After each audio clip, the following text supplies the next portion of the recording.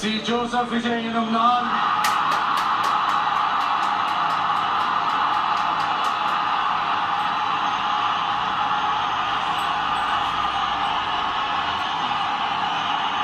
சட்டப்படி அமைக்கப்பெற்ற இந்திய அரசியல் அமைப்பின்பால் உண்மையான நம்பிக்கையும் மாறா பற்றும் கொண்டிருப்பேன் என்றும்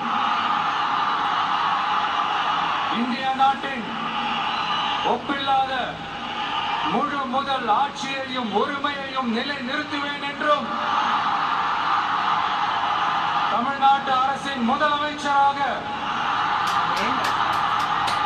உண்மையாகவும் முழச்சான்றின்படியும் என் கடமைகளை நிறைவேற்றுவேன் என்றும்